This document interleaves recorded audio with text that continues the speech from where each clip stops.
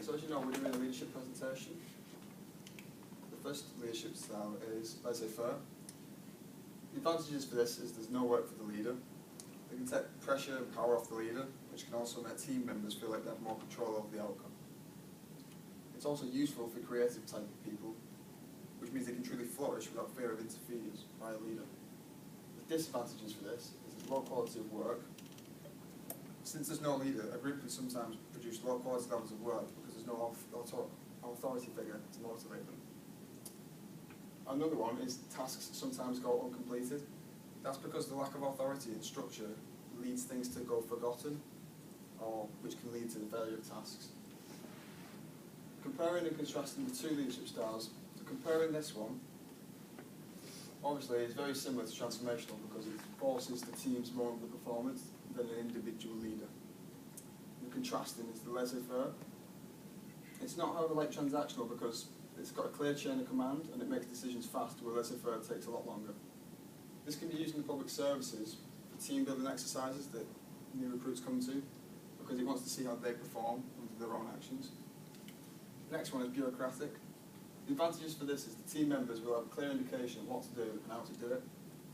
The by-the-book mentality means that every member knows the situation and how to approach it. Problems are easily dealt with because since everything is done a certain way, certain issues are anticipated and have certain plans of action to sort them out. The disadvantages for this, though, is it can cause friction with creative people or flexible teams. That's because with this type of leadership, imagination is highly discouraged. Tasks are done by the structure of the leader and the leader only. It's kind of tedious as well. It's boring, with no imagination or variety. Members can lose interest, leading to lack of productivity.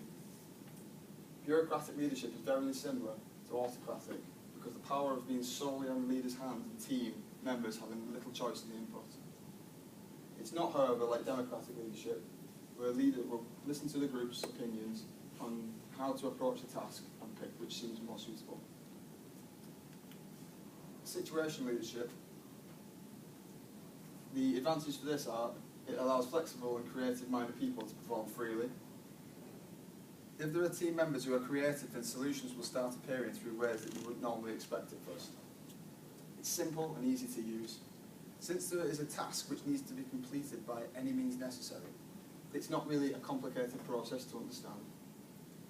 The disadvantage with this, though, is there's hardly any preparation. Since you are reacting to a situation, it can kind of leave you off guard, which can sometimes cause more issues than it solves. This style is very similar to laissez-faire because it involves the individuals to perform their strengths like creativity. It is not, however, like bureaucratic due to the fact that the creative minds are discouraged and individuals perform in a certain way to solve the problem. That's my picture. Advantages for I'm doing democratic leadership. Advantages is more people get a say with this leadership style, such as like more people, the leader gets more people involved, such as like they have voting on stuff, and also there is less stress when it comes to this style of leadership because there's less pressure on the leader to succeed. Disadvantages for this is like a slower length of time, such as I said. You have to vote, so it takes a lot longer, unlike autocratic. And it's undecisive, such as the leadership votes on the people in the group, and then he doesn't make that decision himself. Comparing the two leadership styles, it's opposite to autocratic, because democratic gets more people involved, and autocratic gets people, autocratic just tells people what to do.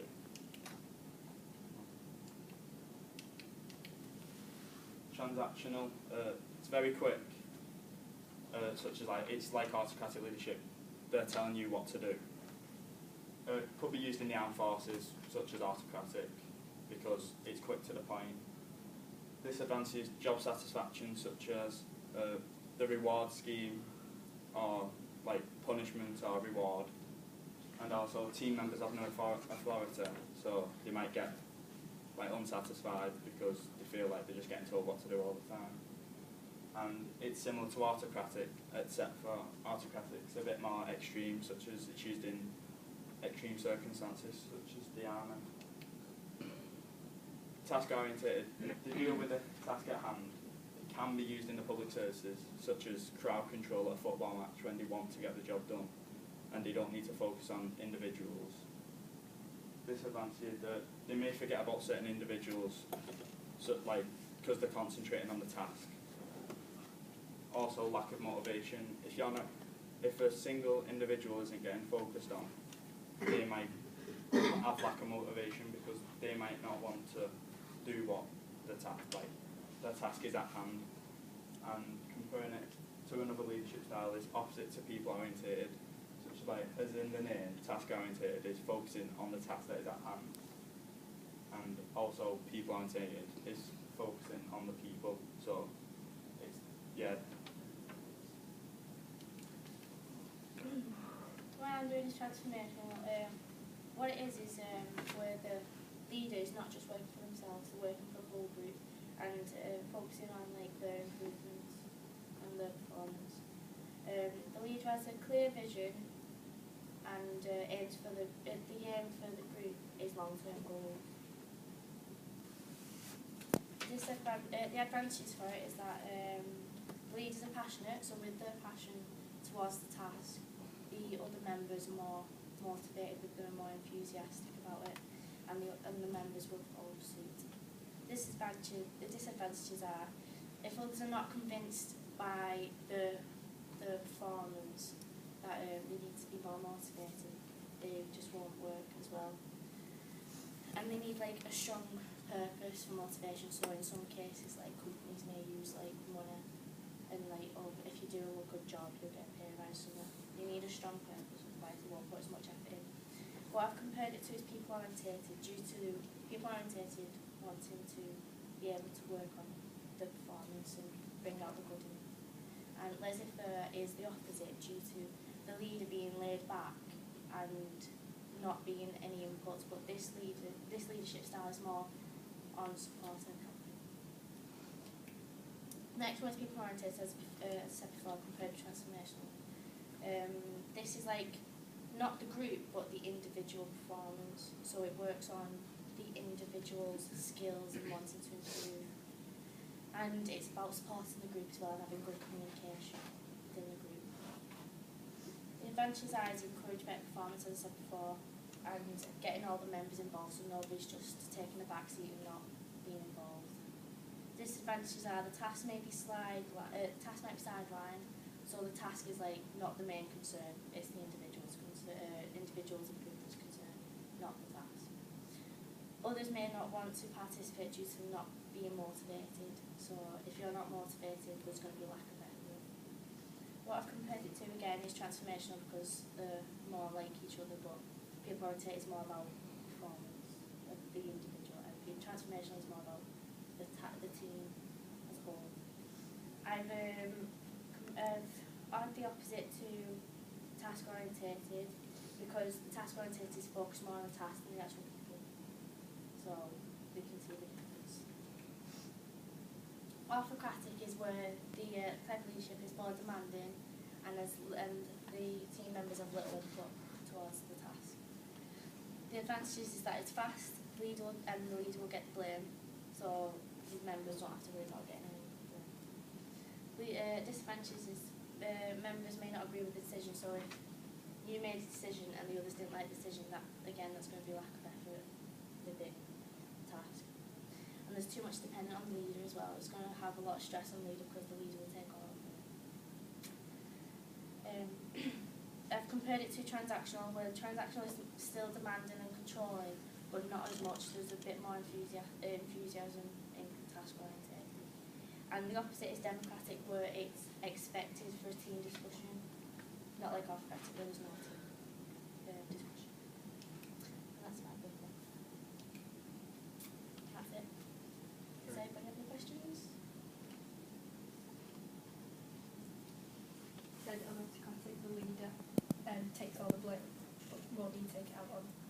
Yeah, he will, but it's the leader will get more blame off the whoever's like, in charge of them, and then they will take it down and take it on to them. But the leader's more than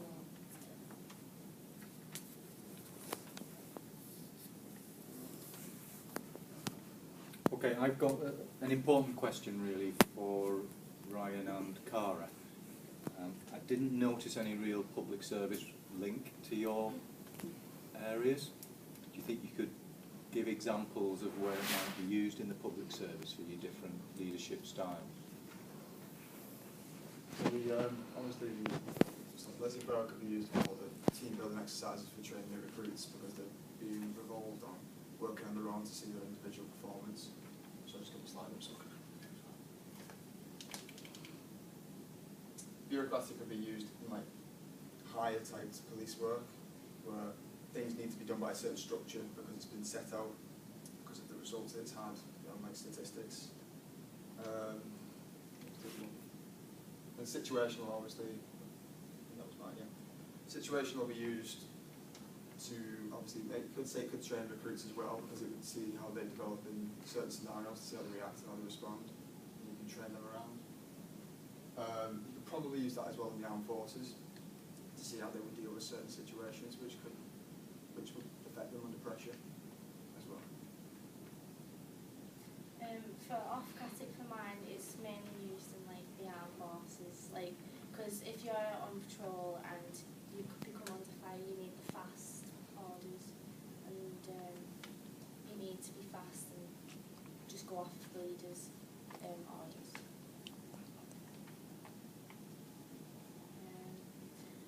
People orientated is I can't think where you would use it in public service because it's more like on the individual performance, and it's public service is more like working together as a team. Well, we still look to develop people in the public services, don't we? So what situation might there be where that style of leadership would be important?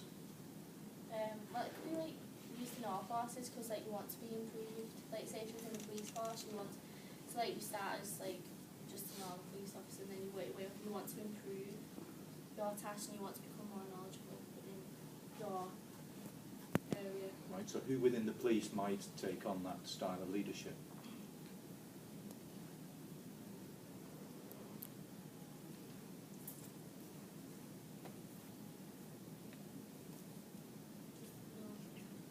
Can you help her out? Sergeants and stuff that look to the police constables that they've got in their group because they're in charge of a small group of not unexperienced but newish people, and they want to show them the ropes, show them how things need to be done properly. Okay, what about the final one, Cara? Transformational.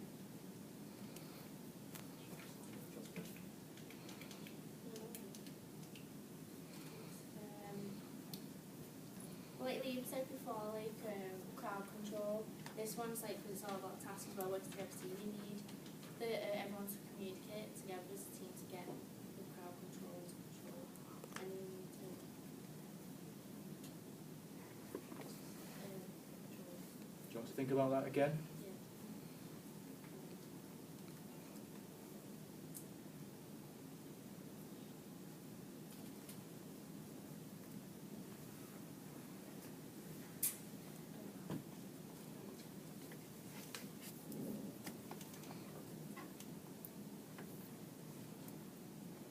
Well, what's it similar to? It could be the same as like people oriented. It could be training the police constables to get them better. They have to learn a certain structure, and that's how you can settle them in back. You can use across all the services. People orientated leadership, which is similar to Recruit training, maybe? yeah.